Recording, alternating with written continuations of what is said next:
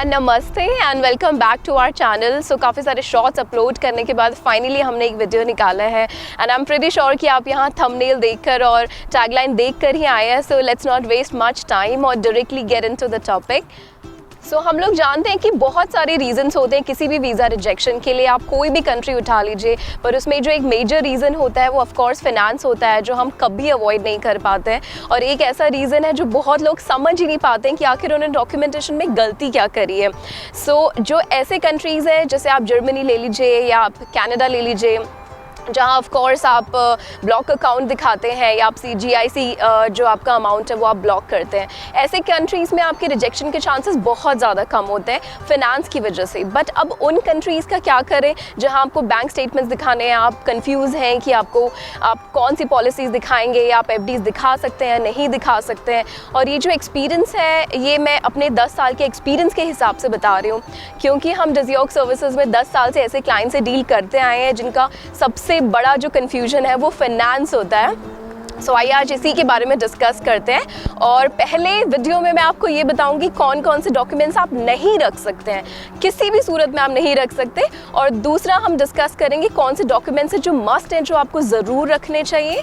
And इसके बाद video में लास्ट में हम डिस्कस करेंगे कि कौन कौन से मिस्टेक्स हैं जो आप अवॉइड करें। तो अगर आप वीडियो देखना शुरू कर चुके हैं तो आप पूरा देखिएगा, क्योंकि पर्सनली मुझे ऐसा लगता है कि अधूरे ज्ञान जो है वो कहीं ना कहीं ज़्यादा हार्मफुल है ज्ञान ना होने से। सो अगर आप देखना शुरू कर चुके हैं तो पूरा एंड तक देखिए। आइए वीडियो शुरू करते हैं।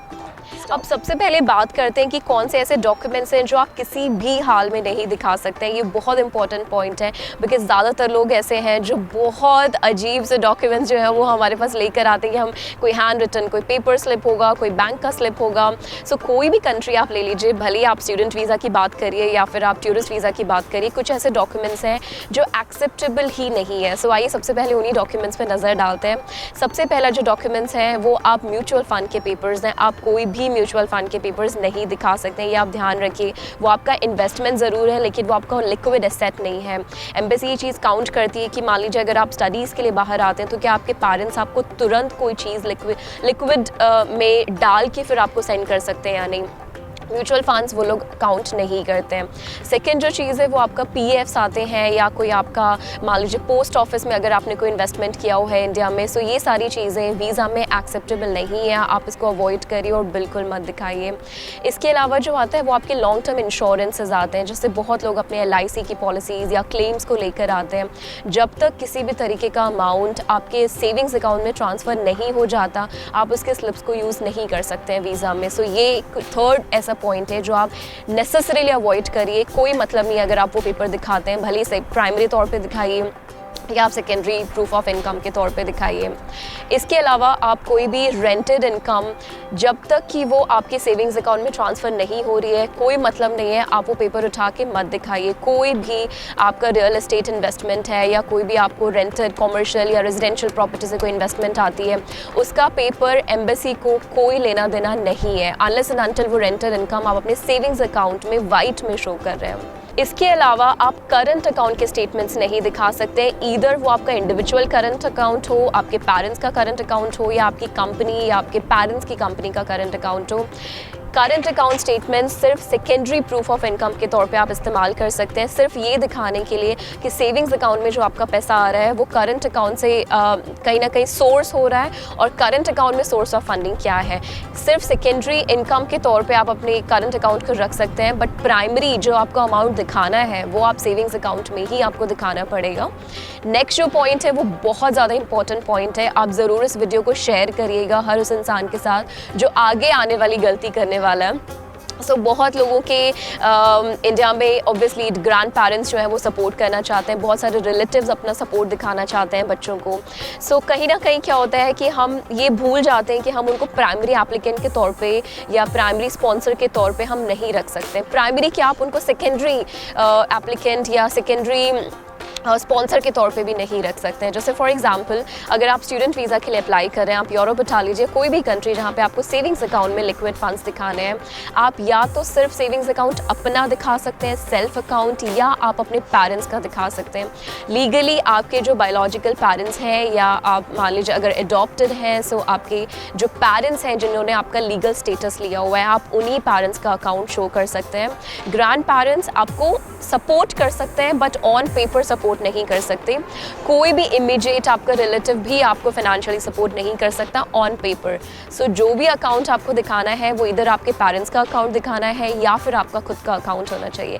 जैसे फॉर एग्जांपल अगर आपको 10 लाख रुपए कहीं ना कहीं सेविंग्स अकाउंट में दिखाने हैं आपके प्रूफ ऑफ इनकम के तौर पे या स्पॉन्सरशिप के तौर पे, सो मान लीजिए कि अगर आप डिवाइड करना चाहते हैं अमाउंट, तो 5 लाख 6 लाख आप अपने अकाउंट में रख सकते हैं, जो रेस्ट ऑफ द अमाउंट है वो आप अपने पेरेंट्स के अकाउंट में डिवाइड कर सकते हैं, बट कोई भी थर्ड पार्टी अकाउंट आप यहाँ इस्तेमाल नहीं कर सकते हैं।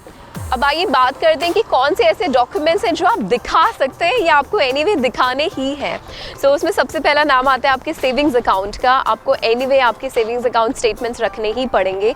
जैसे मान लीजिए अगर आप नेदरलैंड्स या स्विट्ज़रलैंड या ऐसा कोई कंट्री प्लान कर रहे हैं जैसे इटली हो गया, और आपको अप्रॉक्सीमेटली अगर 10 लाख 15 लाख की ज़रूरत है, 1 साल का लिविंग एक्सपेंसेस हमेशा आपको काउंट करना है। अगर आपने पूरे 1 साल की फ़ीस भरी हुई है, तो अगर आपने सेमेस्टर फ़ीस भरी हुई है तो जो पेंडिंग अमाउंट है वो भी आपको अपने बैंक अकाउंट में शो करना पड़ेगा। सो आपको बैंक अकाउंट के स्टेटमेंट्स दिखाने हैं अप्रॉक्सीमेटली 3 मंथ्स या 6 मंथ्स के। वो आप जो करंट उनकी लिस्ट है, चेक लिस्ट, उसमें आप चेक कर सकते हैं। इसके अलावा बहुत इंपॉर्टेंट है कि आप जो आपका बैंक बैलेंस सर्टिफिकेट है वो आप ज़रूर इशू कराएं। बैंक बैलेंस सर्टिफिकेट यूजुअली जिस बैंक से आप स्टेटमेंट ले रहे हैं वही बैंक के मैनेजर से आपको साइन कराना होता है, जिसमें सारी डिटेल्स लिखी होती हैं कि आपका ओपनिंग अमाउंट कितना है, क्लोजिंग अमाउंट कितना है, आपका अकाउंट कितने टाइम से एक्टिव है। जैसे अगर आप पेरेंट्स का अकाउंट दिखा रहे हैं तो आपके पेरेंट्स का अकाउंट कितने टाइम से एक्टिव है या आपका अकाउंट कितने टाइम से एक्टिव है। ये सारी डिटेल्स बहुत हेल्पफुल होती हैं एम्बेसी को कहीं ना कहीं आपका डॉक्यूमेंट बहुत इजीली प्रोसेस करने के लिए। क्योंकि मान लीजिए अगर आपके 10 पेज 15 पेज की बैंक स्टेटमेंट्स है तो बहुत कई बार मेसी हो जाता है। अगर आप 2 या 3 मल्टीपल अकाउंट्स रख रहे हैं, अगर आप बैंक बैलेंस सर्टिफिकेट लगा देते हैं तो चीज़ें थोड़ी ईजी हो जाती हैं एम्बेसी को समझने के लिए। इसके अलावा बहुत ज़रूरी है कि आप अगर मान लीजिए सेल्फ स्पॉन्सर्ड नहीं है, अगर आपके पेरेंट्स आपको सपोर्ट कर रहे हैं या अगर आप मैरिड हैं तो ऑफ कोर्स आपके हस्बैंड या वाइफ भी आपको सपोर्ट कर सकते हैं।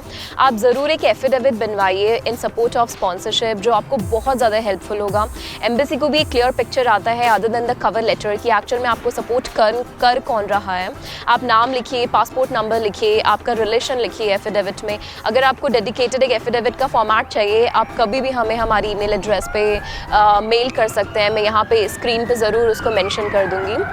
अदर देन दैट, आप अगर मान लीजिए आपके पेरेंट्स जो हैं वो जॉब कर रहे हैं तो आप ज़रूर उनकी सैलरी स्लिप्स दिखाइए एटलीस्ट 6 महीने के, इन ऑर्डर टू प्रूव कि उनके पास जो सोर्स ऑफ फंडिंग है वो कहाँ से आ रहा है। एंड अगर आप अपने आप से कर रहे हैं या आपके पेरेंट्स या स्पाउस आपको सपोर्ट कर रहे हैं, जो भी आपके प्राइमरी स्पॉन्सर हैं उनके आप IT रिटर्न्स दिखाइए, एटलीस्ट 3 साल के IT returns with computation statements and balance sheets. ये बहुत ज़्यादा फ्रूटफुल बनाते हैं या कंप्लीट बनाते हैं आपके फाइनेंशियल डॉक्यूमेंटेशन को। ये बहुत इंपॉर्टेंट पॉइंट्स हैं जो आप ध्यान रखिए। इन केस अगर आप वीज़ा रख रहे हैं किसी भी तरीके का आने वाले टाइम में, आप ये वीडियो ज़रूर देखिए। पॉइंट्स बना सकते हैं, आप सेव कर सकते हैं या हर उस इंसान के साथ शेयर कर सकते हैं जिनको अभी आने वाले टाइम में वीज़ा रखने जा रहे हैं या ऑलरेडी वो एक वीज़ा रिजेक्शन फेस कर चुके हैं और अब उनको समझ नहीं आ रहा आखिर हमारा प्रॉब्लम था कहाँ पे। अब आइए इसके आगे हम कुछ ऐसे मिस्टेक्स जानते हैं जो हमें हर हाल में अवॉइड करने हैं। जो मिस्टेक्स आपको हर हाल में अवॉइड करनी है वो है इमीडिएट ट्रांजैक्शंस। कोई भी तरीके का, अगर मान लीजिए आपको 6 महीने के स्टेटमेंट्स दिखाने हैं, आप कोई भी बड़ा ट्रांजैक्शन इमीडिएटली मत करिए। आपके पास टाइम होगा, अगर मान लीजिए आप सितंबर इनटेक के लिए प्लान करते हैं, जाहिर सी बात है अगर आप जान में या फेब में प्लान कर लेते हैं, 6 महीने के अगर आपको स्टेटमेंट्स दिखाने हैं तो आप थोड़ा थोड़ा अमाउंट करके डालिए। अगर मान लीजिए आपके अकाउंट में हमेशा से लाखों के ट्रांजैक्शंस होते आए हैं तो ये आप लैक्स में अमाउंट को डालिए। जैसे मान लीजिए अगर आपका कंसिस्टेंटली ओपनिंग क्लोजिंग बैलेंस में भी 3 लाख 4 लाख 5 लाख रहता है तो आप ये अमाउंट्स ऑफ कोर्स ट्रांसफ़र कर सकते हैं। अगर नहीं रहता है, आप कुछ थाउजेंड्स में कैरी कर रहे हैं अमाउंट, तो आप इमीडिएटली लाखों में अमाउंट जो है वो ट्रांसफ़र मत करिए। छोटे छोटे ट्रांजैक्शंस करिए, जैसे 25,000 30,000, फिर आप थोड़ा पैसा निकाल लीजिए, फिर थोड़ा डालिए। एक कंसिस्टेंट एक एक्टिव अकाउंट जो है एम्बेसी को लगना चाहिए। इसके अलावा आप कोई भी पर्सनल लोन के पेपर्स नहीं दिखा सकते हैं। अगर आपको ये अमाउंट नहीं दिखाना है, आप एजुकेशन लोन के लिए अप्लाई करिए। पर्सनल लोन किसी भी तरीके से, भले ही आप मॉर्गेज दिखाना चाहते हैं, नहीं दिखाना चाहते, जो भी सिचुएशंस हो, आपका कोई भी पर्सनल लोन एजुकेशन के लिए काउंट नहीं होगा। सो आप ये ध्यान रखिए कि आप सिर्फ एजुकेशन लोन दिखा सकते हैं, बट पर्सनल लोन आप किसी भी हालत में नहीं दिखा सकते। अदर देन दैट, अगर आपके मान लीजिए फिक्स्ड डिपॉजिट्स हैं, आपको अपने फिक्स्ड डिपॉजिट्स को डिसॉल्व कराने की सेविंग्स अकाउंट में कोई ज़रूरत नहीं है। कि जैसा मैंने कहा कि एम्बेसी को आपके लिक्विड फंड्स देखने हैं, एफडीज आप इमीडिएटली कभी भी अपने सेविंग्स अकाउंट में ट्रांसफ़र कर सकते हैं और एम्बेसी हमेशा उसको काउंट करता है। जैसे मान लीजिए कि अगर आपके पास 10 लाख के आसपास आपको अमाउंट दिखाना है, ऑलरेडी आपके पास 6 महीने से ज़्यादा पुरानी एफडीज हैं, जैसे 5 लाख की हो गई, 6 लाख की हो गई, आप पेंडिंग अमाउंट अपने स्टेटमेंट्स में दिखा सकते हैं 4 लाख 5 लाख, बट आपको एफडीज़ को डिसॉल्व करने की ज़रूरत नहीं है। सो आप ज़रूर ध्यान रखिए कि एफडीज़ को तोड़ के सेविंग्स अकाउंट में दिखाने की गलती मत करिए। प्रॉपर एक पेपर निकलवाइए, बैंक से लिखवाइए कितने टाइम से आपके फिक्स डिपॉजिट्स एक्टिव हैं। अगर मान लीजिए उसमें नाम की कोई गलती है, उसको आप चेंज कराइए ताकि आप अपने डॉक्यूमेंटेशन में प्रॉपर्ली उसको दिखा सकें, बट उसको डिसॉल्व करा के सेविंग्स में लेने की आपको कोई ज़रूरत नहीं है। फोर्थ जो बहुत इंपॉर्टेंट मिस्टेक है वो ये है कि सोर्स ऑफ फंडिंग का ध्यान रखिए। किसी भी तरीके की सस्पिशियस सोर्स ऑफ फंडिंग आपके वीज़ा एप्लीकेशन को रिजेक्ट कर सकती है। सो मान लीजिए अगर आपका बिजनेस है, आप उसको ऑर्गेनाइज़ करिए पहले से ताकि वो सस्पिशियस ना लगे। अगर आपका मान लीजिए जॉब है तो आप प्रॉपर सैलरी स्लिप्स दिखाइए। इन केस अगर आप ये सब नहीं कर पा रहे हैं, सो एटलीस्ट आप टाइम लीजिए, 1 साल रुकिए, अपने डॉक्यूमेंट्स को प्रॉपरली मैनेज करिए, आपके फंड्स को मैनेज करिए एंड उसके बाद ही आप वीज़ा एप्लीकेशन रखिए। एक बार अगर आपके पासपोर्ट पे वीज़ा रिजेक्शन का स्टैम्प आता है, आपको ये चीज़ हमेशा लाइफ में फेस करनी पड़ेगी और शायद हर एम्बेसी में आपको ये जवाब देना पड़ेगा कि आपका पहला वाला रिजेक्शन क्यों हुआ। बिकॉज एनीवे एक बार आपका स्टैम्प लगा, आप सस्पिशियस एप्लीकेशन के मेंबर हो जाते हैं। सो आप एप्लीकेंट कितने भी अच्छे हों, आपकी छोटी से छोटी गलती आपकी हिस्ट्री, ट्रैवल हिस्ट्री को ख़राब कर सकती है, आपके पासपोर्ट का वैल्यू जो है उसको कम कर सकती है। सो आप ज़रूर हमारे वीडियो को सब्सक्राइब करिए। इस तरीके के कंटेंट के लिए हर उस इंसान के साथ शेयर करिए जिसके साथ आपको लगता है कि इस तरीके की इन्फॉर्मेशन हमें शेयर करना बहुत ज़रूरी है। और अगर आपको किसी भी तरीके की प्रोफेशनल हेल्प चाहिए तो आप हमें कभी भी कांटेक्ट कर सकते हैं। We don't charge from people of course. So आप डिजियोक सर्विसेज प्राइवेट लिमिटेड में कांटेक्ट कर सकते हैं या फिर नीचे दिए हुए नंबर पे या ईमेल एड्रेस पे कांटेक्ट कर सकते हैं। सो अपना ध्यान रखिए। Thank you and bye bye.